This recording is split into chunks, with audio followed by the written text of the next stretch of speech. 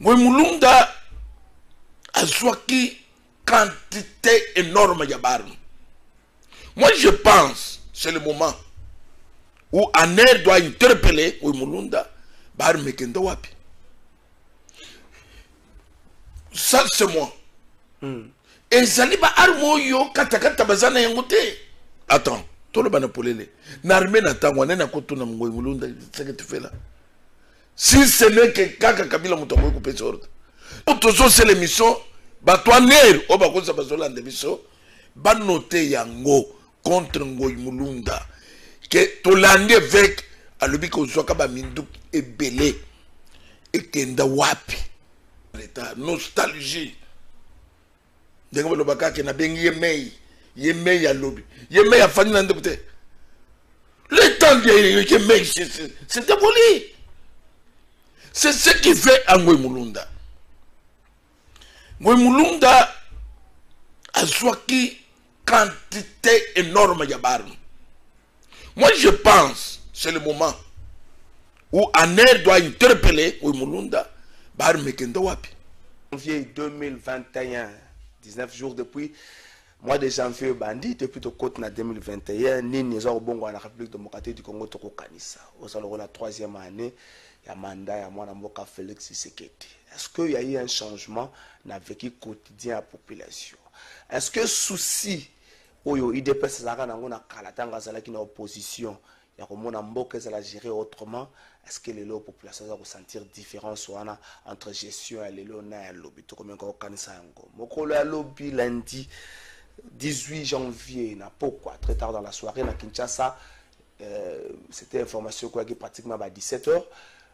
Le pasteur Ngoy Mulunda wazaki président ya kala ya Seni batiaki maboko pe très tard dans la soirée ba memaki ya na Kinshasa mobile batiaki maboko likambango fo justice fungola ngo pote ba mingi bazako reprocher na makambo le bamaki na messe to pe na culte o salaki mokolo ya samedi na hommage à monsieur Laurent Désiré Kabila héros national nini alobaki esenge justice sa fungola mwa muke makanisi afungola mwa muke likambango po te pole emenga ko eba na mitsu ya ba Congolais plainte moko tikamaki semaine l'équipe contre ancien patron ya Aner mwana mboka Caleb Mutom plainte ngo ezali œuvre ya Dominique Ngoy wazali moka mouvement ya la société civile avant ki petango molai na régime où il est na prison ya makala avant ki na bakashwa lolenge na lenge yango Monique te awe ko tika likambango bongo te a déposé plainte moko contre la patron ya Aner ba plainte tika malolenge na lenge. Est-ce que Thomas Chone ko botambuma na ngambo na epe a tiré plainte moko contre le président ya kala? Est-ce que démarche yango suka na niveau ba démarche ba plainte nyoso e ko suka na niveau ni est-ce que ko bota mbumba nango et sengi na tout to vana makamsu ne balobaka lensa c'est lave en famille to bongisa na kati libota to comme ko réfléchir nango union sacrée compromis nini na simaya moi oyo tozo koyoka nini to kozelisa sous na union sacrée na ngambo na informateur tu évites ko banda musala mukone bonga bandango semaine passée et ça a été rapporté mais tu penses tu tam sous semaine ko bandango ça na 30 jours renouvelable une seule fois donc ça fait 60 jours. Est-ce que majorité ko botama na sima ya mwa ko ndongo na katelo kwa na fwini na zabulisi na combat na e yango de makamuto ko meka so alelo pona yango mardi à lelo tu as invité moko na plateau na biso c'est le bongo avec Pascal Moukou na wazali mokanisi pe mozalisi ya éveil patriotique bitumba nini Boumani ne botami na sima ya bitumba to me kanse avec Pascal Mukuna bonio. Bien papa. Boumani ne botami na sima ya bitumba la yo. Donc to be en français, fouini no zui na sima ya bitumba la yo. Oboni tango ebele, okutana makambo ebele, nini oyo kolobaka no ngana buki. Bon, trésor na ko biso yo que veut patriotique. Moto moko ko contester azate. Tu es pas obligé de te demander na makasi. Non, non. Landa non. Ko contester na nini. Na moment éveil patriotique et bandit. Est-ce que ko yebisa ngai moto azalaki kolobela Kabila? Makambo éveil patriotique azalaki. Donc éveil patriotique ezaki na mission d'abord ya ko éclairer peuple congolais na oyo ndeko Kabila zalaki kosala bato bayebi te na oyo etali gestion où était l'économie. Et ce qu'on se lande bien, tout le bâtiment Makambo, il y a ba prête non. Ba société ya ye, mais ba indien de bazawan. Société na ye, société na ye, mais ememi kombo msusu. Tout le bâtiment Makambo ba aéroport, enen ya ba port. Tout le Makambo ya CEP, tout le Makambo ya Onatra. Tout le Makambo ya bako paso. Fruit. Ezana likamoko te tolobi. Ezangi komunana. C'est le kamoni. Yo si na makambo nyoso lobi emonani ba société tozomona ba indien ba sala ba musala tozomona ba société ba indien esika moko te ba yebisi biso ke o isi DGIO nene esi te to landeli likambo wana yokai eloko ezalaki important na litre biso to belelaki coalition FCC kachifu ekufa lero tozobele coalition FCC kachifu ekufa bato akashi contre moi bato FCC contre moi o bazali komona intérêt ya eloko bazali koluka na kati lelo ekufite eza fruit tolobaki likambo ya parlement ozoloba ya majorité wana toyebisaki autorité morale ya FCC bakoabandone na bato oyo bazoloba sikoyo mingi rais bakokoma faci beto. Mais il est en train de vivre ça. Lit na biso ke na mu PPT. Et d'abord il y a éveil à conscience, il y a un peuple congolais. Amour. Moutuno somone ke mboka bakangi en otage na bétranger. Ndo zomo lelo malgré tozoloba. Ba député congolais makile zonganga na vene na bango. Lelo tokolo bata bakile zoganga pona poste to makile zoganga pona tozo koma na place wana. Mais kokoma d'abord kaka na état to komisiko ya Kabila abandonné na bateau yé azaki na bango, c'est déjà un pas. Même yé place à fande des matières où ils allaient faire réfléchir.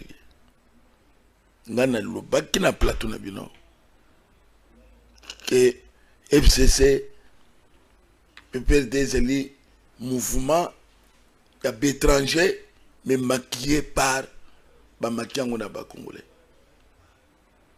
Parce que c'est pas possible que et l'on quoi ba congolais ils en ont jamais na ba congolais. Mais les lots ils ont monana prise de conscience. Au comment on doit aller à mon indé comme ça va le jamais. D'accord. La fois passée ne sais quoi. Kokende wana zate souci à kozala kaka na pouvoir nezo mema batebele bakende. Non. Kokende d'abord biso to zeli personnellement na zeli ko encourager nan pour na lobaka ngo avant au kozala isolé. Tout mateto qui te Kabila azali isolé. Ndengeni. Est-ce au quoi bisa kan kerenyo ya kinga kati zoko television. Au quoi bisa kan kelelo. Kati tazana kashamata kuna batu aote kusala kukuta na ba cadre ya lingomba na ya famille politique na ye weekend liki. Mais pourquoi ba cadre? Basa na kan nemba zeko selete. Et combien ba cadre? Ils apona ko bisa yoko. Ils a bateau, ils en un naufrage. Trésor il faut y que et l'okonyos ezakana na yango 18 ans ce n'est pas petite chose mais à 18 ans peut bosser le côté avec Pascal Mukona collègue na yo Moussel Nzambe azaki président ya CENI 2011 pasteur Ngoyi Mulunda akangamaki mokolo ya lobi ba memi ye pe mbala moko na Kinshasa toza kozela nini ofungwa ma contre ye mais bato mosusu balobi ça pourrait être makambo et le bamaki na messe asalaki mokolo ya samedi na hommage à Mzee Laurent Désiré Kabila moko bobino basala nzambe bozolongwa na kiti na bino ya asala nzambe kokota mwa moke na politique ba politicien bazaka na mwa tactique na technique na bango moka koloba ebi kaso linga lobela mutu matiango bobino bozo bossa na moko bozo kanisaka ba Paul na ba like wanza monde ya politique na banza monde ya politique ekomami na elongi te ekomami na nzoto te problème ezali ya que bandeko na biso il faut bayebaki Congo eza moko discours wana ezala beaucoup plus développé na quelques frères oyo bazali kofanda to bauti Katanga. Non. Il faut pas que mutu moko alobaki makambo na ye okole ye landanga nano discours eza nini chaque fois tokata Katanga chaque fois bawo baza ya Katanga te bakende chaque fois ce que vous savez Katanga vous allez diviser non Katanga ezali eteni ya mabele ya Congo démocratique. L'occasion ya liwa ya Mzee. Est-ce que discours ani ko beta? Discours ani ko beta mate? Ya soki ba to sima kamuna bisote Katanga tokokata yango. Sinon solandi makambo nini? Ba respecter autorité morale na biso leader na biso Katanga. Ce qui tokolo bana de vérité en face comme ça. Kabila za leader Katanga. Tebe wana yote na ngai ba to pesa yana. Non. Wana yote na ngai. Ce qui yo ko pesa yana te, yo landonga na zolo. Yo pesa yana. Ya que ce qui to landi na logique ya Ngoyi Mulunda. Ngoyi Mulunda a connu Kabila quand? Puisqu'avant le 97, Ngoyi Mulunda iba Kabila te. Montoye na Kabila wizali Mzee. Mais les résolu que leader na biso Katanga. Leader na biso Katanga ya bino Katanga e bandika. Oyeba keka. Problème eza tango ayebiete. Mutako leader moko ko batama na kwa moko boye. Bana Israël ba yeba kite ke Moïse akoza leader na bango abatama na kwa moko boye. Yo kangai. Omoni na moment tozali eza moment ya hypocrisie. Eza moment ya ko construire Congo etelema. Eza moment ya ko démasquer mutu nyonso azana bolingo mboka te. Pe ko tia ye musika. Eza distraction de journaliste. Puisque okoki koko sa Congolais ata mongote sur l'origine ya M. Kabila.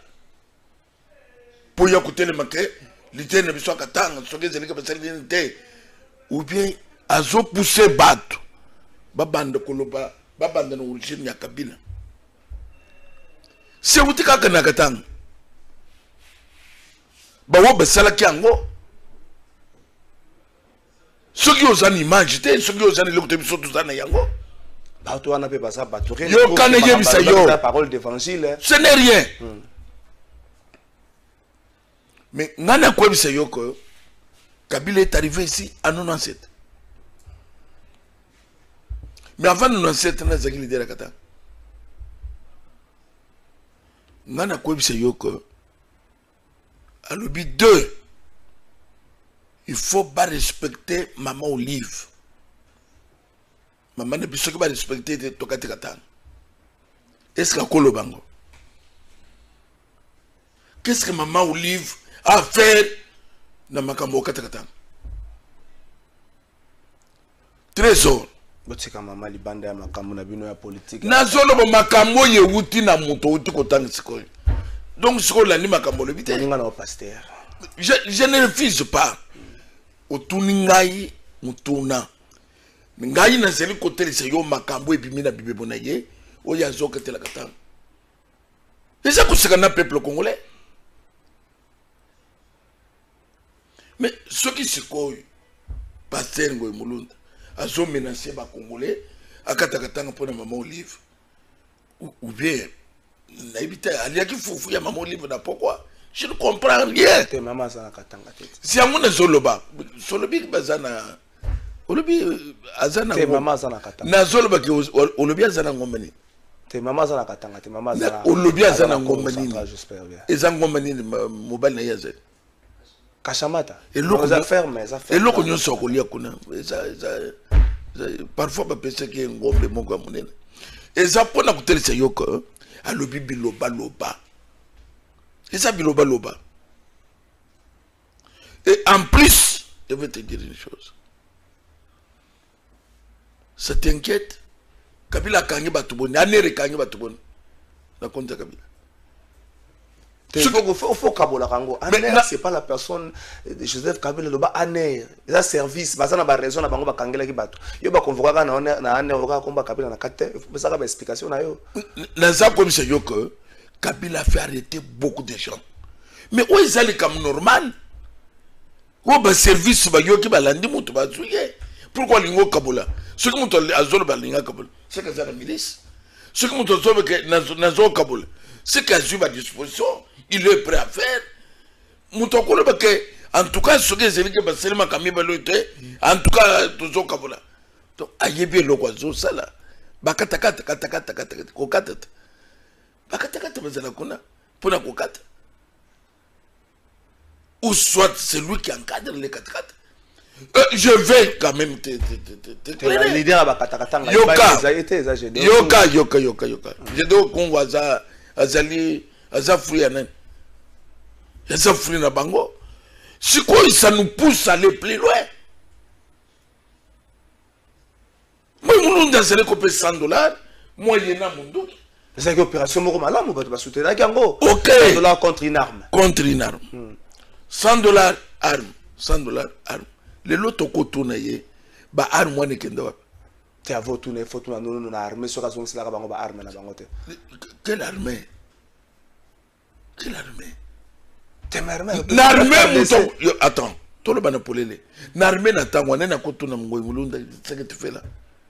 Si ce n'est que Kaka Kabila m'a coupé sur ordre, n'a pas quoi bisoboy. Trésor, on a zo mona que batobeli va s'en arrêter. Nostalgie. Dengo le baka qui n'a bien yemei à lobby, yemei à Fanny Landebute. Le temps de yemei, c'est démoli. C'est ce qui fait à Ngoy Mulunda.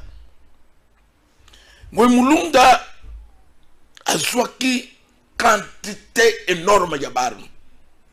Moi je pense, c'est le moment où Aner doit interpeller Ngoy Mulunda, barme kendo wapi. Ça c'est moi. Et Zaliba armo yo katakata bazana yangote. Quand quelqu'un dit non, que... un peu moins vérité dans les bien sûr. Mais maintenant, c'est l'heure de la vérité.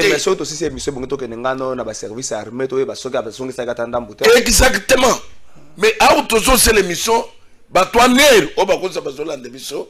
Ba noter yango contre Ngoy Mulunda. Que Tolande avec à l'obi ko zoka ba mindu et belé et kenda wapi. Puisque les lois on a décidé pour nous katakata. On a quel moyen? Donc c'est pour te dire que Mulunda, il faut m'entendre. Voilà. S'il faut même à la prison, à la prison. Avant ça la prison, il faut exposer un moyen de défense. Ce qui est convaincant, ça a un problème. Et convaincant, Zanine. On le dit Makamunyo sur Yokari, qu'est-ce qui est convaincant? Il reste seulement. Attends, c'est Bissot Mindouk, place ses alliés. Attends, c'est Bissot Mindouk et Kendawapi. Mindouk et Kendawapi. C'est pas possible. Ngoy Mulunda qui reste ici, surtout qu'il est résident à Kinshasa, tout à coup, C'est maintenant le Bombaché. Non, il y a un problème. Les Congolais sont libres de se mouvoir et c'est quand ils sont alignés, il y a un problème. Non, mais Kinshasa, Naba poste, il y a Okipaki. Président Yasseni. Il y a Likolo Makasi. Il y a Moutoua Zawane naître pour na nation. Est-ce que maintenant tu connais naître avec des telles menaces? C'est pour cela que je recommande Rosar Malonda, c'est toujours manipulation. Il y a Joseph Kabila. Quand on a coaché Monto, il y a sens le cola Goïmoulunda. Puis à son âme, Nani Abé Azalakao, ou yoka qui na déclaration politique, Nanga Zaliao, au Soyogi à côté de Magamani. Mais qui est cet homme où il a joué un rôle Yasseni? Mais avec des menaces, c'est pour cela, même il y a eu l'élection, ils ont dit l'élection, il y a eu l'élection.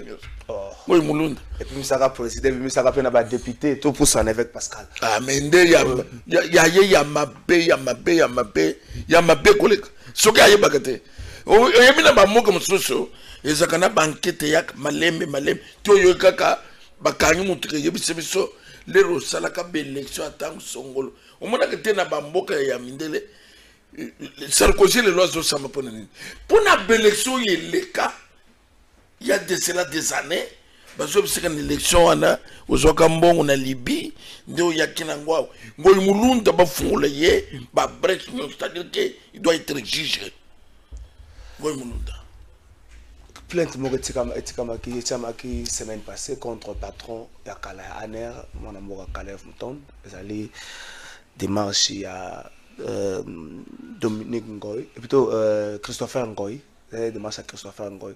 Il peut tirer la plainte contre l'ancien dignitaire régime passé. On peut dire que on a l'impression que la démarche on dirait et comme un exercice un spectacle. Jean-Claude Mouyambo a tiré qui peut plainte, tout le monde a bandé ko ba jekoko ba tiré pas plainte comme nango exercice moko ba spectacle bo ça na bi nango ba to mona ke bokenda ko tiré plainte après plus rien ici le roi Molinga te wana tourner justice même yo les réseaux que na commune au tiki plainte nani azeli censé ko c'est la convocation et c'est l'OPJ ce que OPJ n'a annoncé la convocation. Pourquoi je me montre ce spectacle?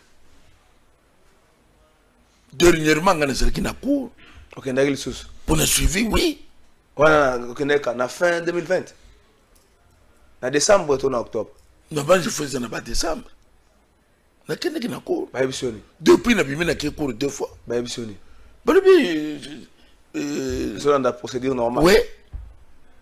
Cour Makamboise belé. Trésor, je sais pas. Au moins, le peuple congolais, un peuple, c'est pour cela, à travers le cas de Biloko, il y a des photos, ce qui va l'accès, il y a Moutakala, Bakangamina Yango, commentaires. Mais Biloko, combien investir dans Yango, à ce peuple, mon commun. Makambo Makambo bezo salele Makambo bezo salama où le peuple encore tellement réagir. Na quoi c'est yo que ba plainte ce que ba seli Kalev plainte akusamba ce Kalev akusamba na plainte ya jikokote ce que akusamba na ce qui ya Christopher Ngoy ya nante mais sache bien que Kalev akusamba makambo ye asali na tangu ya zananer ileki mabe makasi ezali na président moko ya Tchad nani Idriss Déby je pense Idriss te oya Kangami ezali na président moko et l'ancien président ya Tchad bakangi likolo ba torture ozala ko sabato ba famille wana na bato wana baki kufunda batalisi ba torture batalisi bane Kalev ba torture le kina zoto abato yo kendaka nani ba torture kayota na za comme ce que Olobi? Yo kendaka na ane bato. Ça attend un témoignage à Malamba. Yo ka. Na ina za comme ça yo que sourene ya Kabila. Ba tu epelé ba kufina maboko na bango. Ba tu epelé le lo je koko solo bawan. Atrena santé ya hôpital. Mais fait ya nini? Ya boloko bango ba kutsakiye. Asala kini. Donc kaleva kusamba. Ta ekoya na kutuna yo. Même à que kunete, mampinga zali. Même à que kunete, au moni même autorité morale. Non les gens la zola la terre. Je connais parfois comme que ça n'a pas d'autres ya mamping. Ya soka le petit Zoé. Est-ce que pas ton mamping bazali ban? Na rapport mamping. Ayebi sa hotel muto azali. Ah, ils ont d'autres na moni mamping. C'est-à-dire que les Japonais ont tel sérieux que Bama tabakit ba ko échapper. Ba se comporter le col ba politicien de. Ba se comporter le col ba brigand. Le col ba criminel, ba commerçant, ba trafiquant, ba homme d'affaires. C'est comme ça que Kabila s'est comporté ici. C'est pour cela que mon a bien le politique à ta montée. On nous a un chef de l'État. Bon, vous avez retenu. Nazo prouvé yango. Tout le temps na ba balance ya diamant. Tout le temps ba ironu mekendengenin. Tout le temps ezakaka ba trako ekendeki Zambie, Kasumbalès. Il passait le temps comme ça. Mais ce qui n'a le but que ba politicien na 2 ans. Na 2 ans, c'est-à-dire que bakena bino akoshi ba tout na mire ba tout na banzete et tout ça FCC.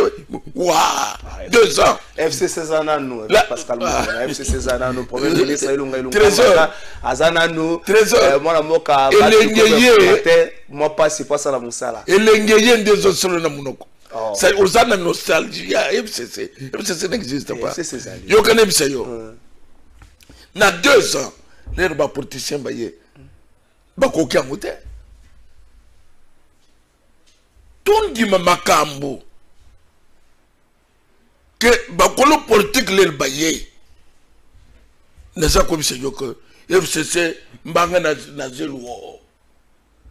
Il fallait faire la kingati. Le lois comme Shimata, Zoloba. Shima Kashamata. Le lois comme Kashamata. Et ça, c'est ce qui est gâté. Kakapoa vieux seul, waouh, Kashamata. Naba valise, ça suit.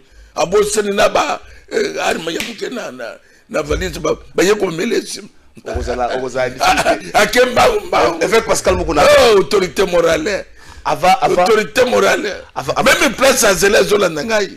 Nebisaki bakutiko na Burkina Faso olinga Burkina Faso mingi beton azomo na musikoit na bakoko nyangi koko nyanga koko nyanga tikalo avant to kota na vraiment les campagnes nous saka poko to kuna makamba ko be comme belé na profeto ke na régie to la les 16 les 17 les 16 ezaki monsieur Laurent Désiré Kabila les 17 Marie Patos Lumumba batolami balobi ke avant to ke na réserve vu que batolami baso bazongi batali Congo ya lelo so nza ba pesi bango ta 30 secondes bazongi la biso bi ke ba rolela Congo ke liboso te. Mais quel liboso te plus que 18 ans ya ofele ya boule ya pam soko lobi ke soki bazongi bakomi bali ba kusimba Kabila ba betete ba ko istina se balobi yo mwa no yo ti wapi toke na régie.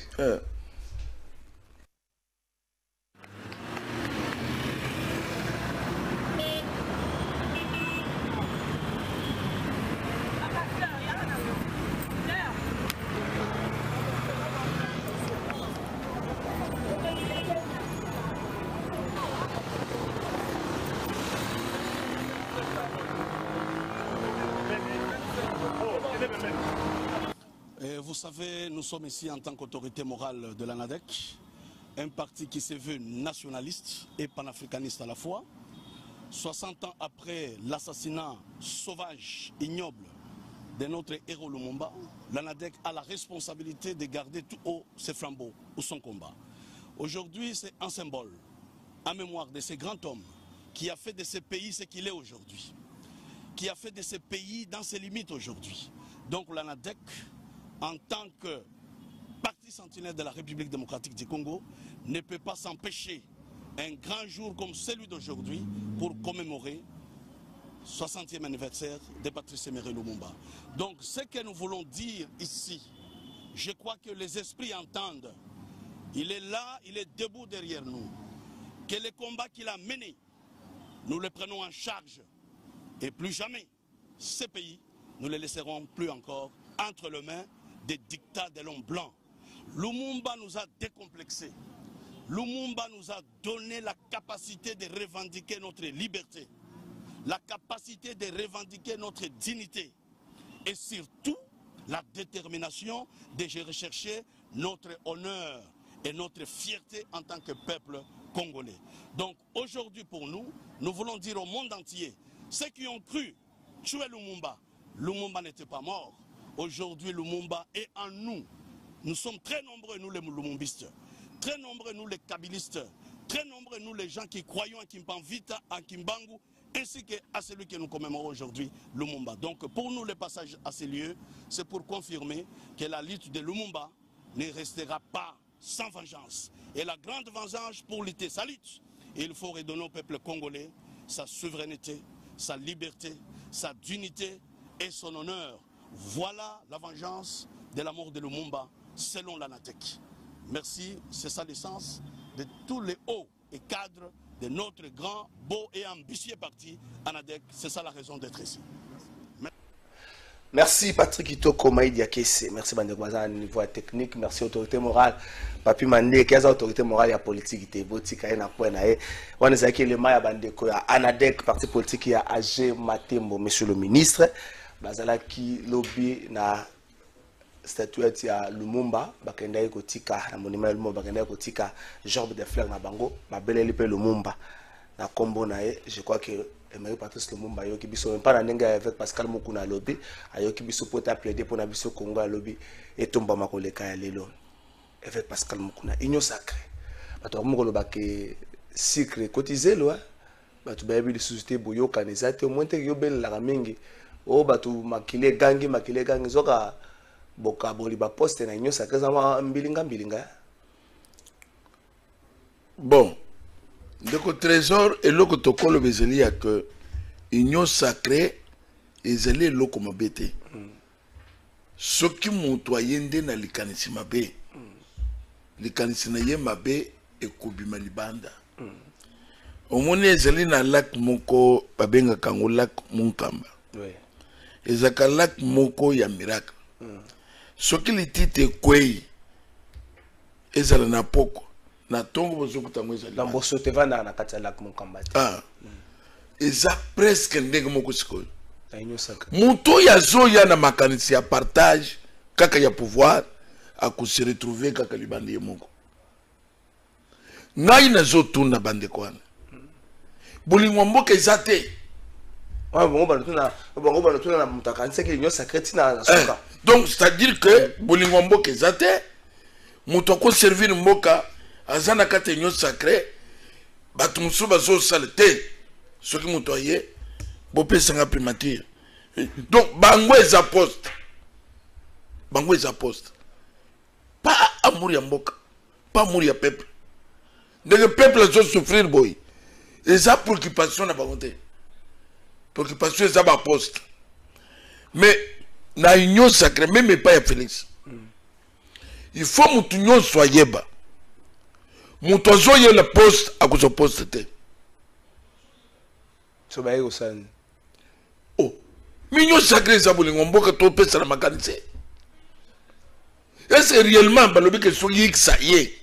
Il faut comme un ministre. Bah, sunga président de la République. Bah, tu n'oses que sunga président de la République. Et ça qu'a posté. Président de la République, Kangamaki, c'est le bat. Moussa Kangamaki Singana Kingo pas bateau FCC. C'est quoi, Bangunde, Longoliango? Bah, Sungi, Balongoli Singana Kingo.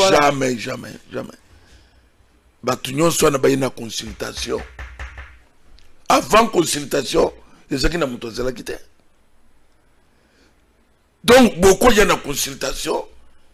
Na que biso a au boy jamais et pas il y a peuple congolais et collègue.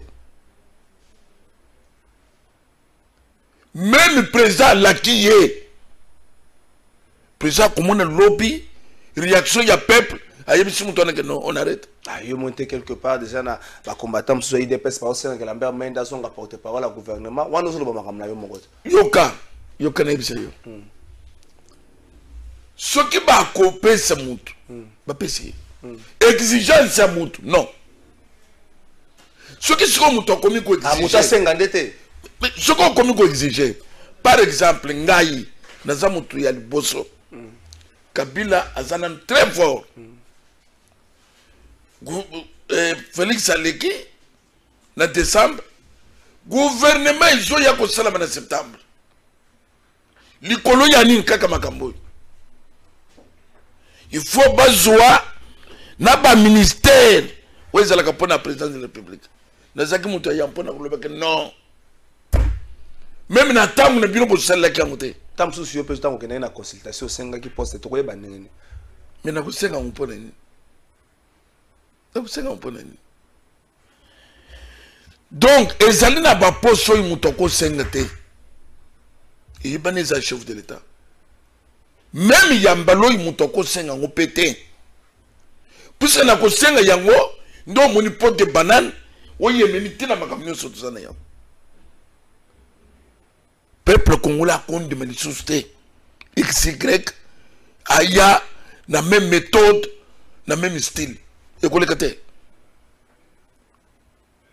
Trésor n'a comme une chose. Ce n'est pas à cause de député. On dirait que sacré bateau FCC va tondi. Mais tu crois arriver même du solution à parlement non, il sacré bateau FCC va tondi et beaucoup de parlement pour pour sa majorité mais FCC 4 ici. Tout seul pas ce que on 4 ici. Oye gloire à Dieu. Mais nous avons pas exigence té. Il y a tout rôle mouton à la télévision. Et il y a quelqu'un qui a exigé quelque chose. En tout cas, tous les comme chef de l'État, mouton n'a à cause ata un seul yotate. Chef a kanise mouton. Mouton a zosé bien. L'air nommé Bat. Bat a nommé informateur. Non? La Bible n'a pas été. Chef de l'État a trouvé que M. Bati au comme informateur. Le 19 jours dans la salle. Ce n'est rien à ça. Il est nommé. C'est quoi? Et problème estalité. Mais ce qui est là, qui est informateur au son côté. Et là, on est les autres de Yosenga Kawan. FCC bis, bisotoko vivre en côté. C'est Mami Balé FCC Kachi. Et quoi ça la maote? Qu'il sache que tous en a liste ya kufunga matozo tal. Toujours tal. Donc tous allez comme ça bande konyos, ya union sacrée, boza na bolingo, ya peuple na bolingo mboka. Au moins que ceux qui mutaye ko sunga yo en contrepartie à s'attendre toujours na eloko moko ata merci. So mutaye ko sunga mozui. Merci aux attentes sous mbongo. Mais trésor. Merci on est sur yo muto za ko réclamer. Mais ça l'a bien tu mutaye ko sunga yo avec Pascal Pineto boka ko na nzela mutu moya ko sunga. Ça l'a bien. Azelata mais ako sota merci à pambanga na sungi yo pesinga lo balangate. Ce qui se remercie comme il y a mutoazo 5 ans avant. Les gens se remercient. On a connu que 5 ans en contrepartie. Les gens se remercient.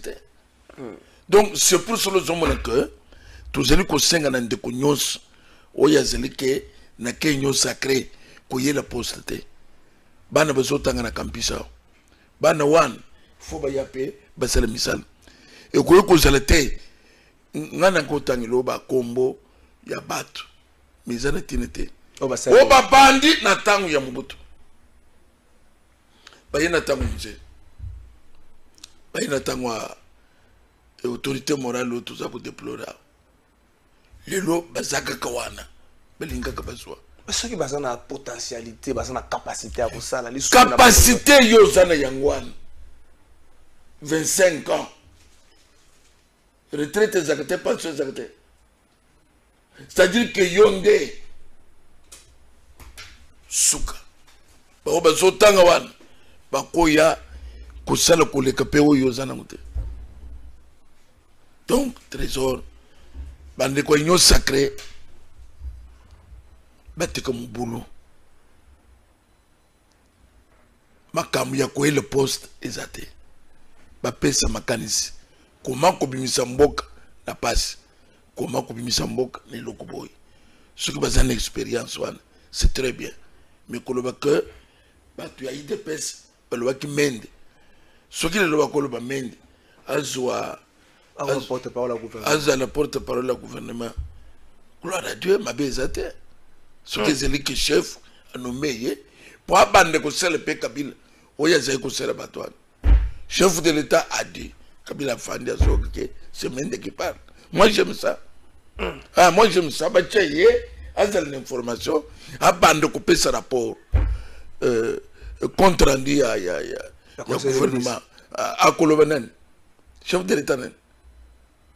Chef de l'État, Félix Antoine Tshilombo, il a décidé à Zolobana Kabila. Ça c'est très bon. Ça c'est très bon. Il y a une information. Il y a une information. Pas MCSR non, l'article 84, ça c'est bien. Bien raisonné. Ah, bien raisonné. Besoin de cette information. Kabila Alanda. Donc, on continue dans la liste, ça va plaider. Oui, pour la ligne, pour l'autorité morale, elle est toujours humiliée. C'est objectif que ça la humiliée. Oui, bien, Trésor Kabila nous a fait du mal. Avec Pascal, tu comment que malé malé mnasuka. Osala na messe, la culte œcuménique que ça le 16. OK, ndaki to Olanda ki yango. Quand même les solo que libération ya ba ndeko na ba saga kize na assassinat Mzee Laurent Désiré Kabila et salemaki na sima ya kotuna pe libota ya Mzee nde bandeko ba Edi Kapend ba Georges Leta bandeko mususu même secrétaire na yana ba bimaka yokaki yango. Oh Kapend prisonnier comme moi ba tout ce zolo bawan nazaki na bango na prison toujours fan to la moki to toujours solo la tout ce n'est pas que ça na matière nazula ki en kona donc trésor il faut yeba que même l'air bazolo bawana ngoy mulunda zolo ba que to katakatanga likolo ya autorité morale likolo ya mama Olive ndeye eloko amoni ya kutelisa bana Congo ya kukatela katanga Kabila na mama Olive pour naïe yangwan. Mais à Bossani que Kaleva c'est le 20 ans. Et nani Kapeng c'est le 20 ans en prison. Yé moi na katanga te. À Bossani que Muyambo c'est la qui na prison. À Bossani wit mulongo. Mais Muyambo ba bimi quand tant Félix ça y est. Ah ba collègue. Donc on est quoi ils allaient sujet ya ko remercier chef de l'État. Kapend, tout récemment, comme après 20 ans, Ngoy Mulunda, quelle méchanceté! Pas même remerciement à chef de l'État. Est-ce qu'il n'allait pas compter Ngoy Mulunda qu'il est katangé ou bien Zanan? Pourquoi lui s'acharne que sur quelqu'un qui a une nationalité douteuse? Alors, il y a des gens qui ont été soutenir yete. Mais comment on marche na katang? Yom to organiser marche na katang. Yom to organiser marche ya nini? Ya ba won nyos Félix Atekaki. Na nzela pona ko remercier. Akomona. Ah mais ba na katang. Ba tango pe ba AGPC pour ça ni ba to tangi wana makasi pe ko tamula trajectoire mula ezate. Kalev le même. Nani Kapend le même. Nenga kotaki nenga bimbo muyamba koma na problème makolo moi witu mulongo alembi HPC pusani nani ngwa je pusani to ba kotamula quel muyamba je pusani ils sont forts mais ça fort yo Kapend zolo bawan ngai ne zolo merci nzambe puisque nenga kotaki nenga bimi tout jeune ce qu'on t'a dit au monique muto akole après 20 ans Kapend zaka ndenga moko na kamwa batone na chapeau.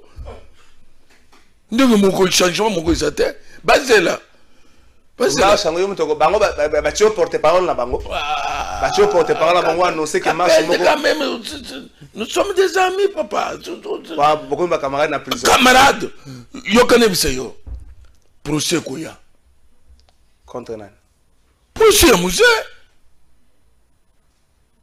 toyeba au fond qui a tué tango lo baka musée kabila que famille Rachidi pezali naza ko biseyo ko tango lo baka procès koya famille Rachidi pezali ce n'est rien mais toyeba au moins qu'est-ce qui s'est passé ba mona ngolo ko le jeter on ngolo ko le jeter ngai na zalaka en contact na batu ya rapport ya mamping dans le binoni mais avec mon temps échappé à ça ah souka na 2003 tant sous bazo boya ko biso paramètre wana 93 naza ko 3 10 ans après ami balene peut-être faut causer là naza ko msenyo ko au procès ya musée ba ko zokano papa qui a tué musée qui a tué musée ba tozolo bani vont parler librement ba innocent ba tchabango 20 ans kaka pona ko étouffer vérité mais Zambala la ta garder bango ba kufite ba ça vivant vérité ko yebano parce que vérité yebani to kolola bango ko la banane ba bobo mangi ah donc la sanction donc pour la sanction changer le to kanga bango le juste kanga bango le bango ka resili la ke prison nga tongo na zwa ko tele ndinga baza kupepa ba toilette autorité morale a kupepa toilette na makala avant nous avons commis déjà quoi incriminé bah toi naza ko yeb sache bien que Kabila n'échappera pas on a commis quoi incriminé soka kimi oyi eza lokole muto aza siko na basende okimi gauche onyati droite okimi onyati oyi c'est ça Kabila même place azali azoyamba bato bafungula motema na ye aza na kimete parfois zoloka ke soki na yo kaka na ko échapper ndenge nini ako échapper te na lobaki kaka abimaka na kitwe somoni lubumba chango olobi soki chamata soki chamata abimaka kata Zambi na kitu bazokangi na mampinga yo komi déjà na bazokangi na mampinga na rapport ya bato bakokanga makuna oza mampinga ezali kaka bimata muke o nazako kende ne bazoko kende omoni mikolo bazonya ta Tanzania bazonya ta Rwanda soka meka bato mampinga bakangi ba yebisaki mampinga nazako bisoke ndekwa na tazolia na mesa ezaka kaka yoki kaka wa petit zo wetal na porte bato mampinga baye alobité grand frère zala na mampinga yete petit il faut veiller ake kufandile pa ya petit ne pas mate azana ferme na kashamata azana Tanganyika parce que muna toko malembe to azana kalemi toko malembe na suka to tika la 4 minutes suki so ebiki le 19 janvier le 19 janvier 2021 oloba liboso ya cher je crois na mois de novembre mokonza boka lobaka le 20 lobaki le 20 c'était un vendredi lobaki le dimanche 25 on a seka premier ministre ilungamba musale silie ilungamba musale sili le loyo le 19 janvier parce que 2 mois après premier ministre Zara na kiti ya bokonzi asaka musabi que bon bah comme réel politique ils ont échappé la réalité politique ils ont échappé avec Pascal Mokona c'est sûr ce qu'on va ça social musali musala c'est la premier ministre sala papa ilungamba même ce que vous avez zola ndangai azalia papa ilungamba pona ye azakuna na biloko zolo banete akanga manani autorité morale ni anti ya akanga manani mabunda kenda ya akanga manani ntamo mwambo yo atikali yo même ntamo mbalana kate ça solo ka que Félix alukilanga ka moyenga na kilanga ça dire que batwana bazali ko le batu bakangaki bakangi elongwe so atikala ka mwasi no ke oya kangi na lina kwa ya busimangai ndem niveau ilukamba sali azariye aza premier ministre tilelo Loka avec tous les respects abimana mo honneur omoni mabunda te na qualité abimina humiliation mabunda bazana sal ba ennemi ba ye ba tuno service se ba ye le rakwei abimi afanke honte iluka ambassadeur bonté papa iluka pardon vous avez mon attention ça dit que c'est mieux c'est la preuve mon ko ça médecin na été ko lo bango te ça médecin na été c'est mieux ami kende l'avant aluka kaka mo ribiri komoko na zobela akena ye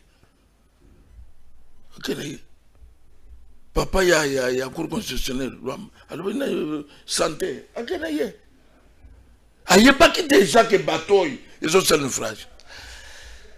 Avec Pascal Mukuna, tout ce qui s'est émission à Mokola Lelon. Et bien que majorité na union sacrée ça plus bandek ba au FCC. Trésor union sacrée ils ont sur la couleur FCC ils ont sur la couleur ce qui ils te pèsent couleur bono banamboka. Ce qui moi namboka yé ayi pas servir mboka.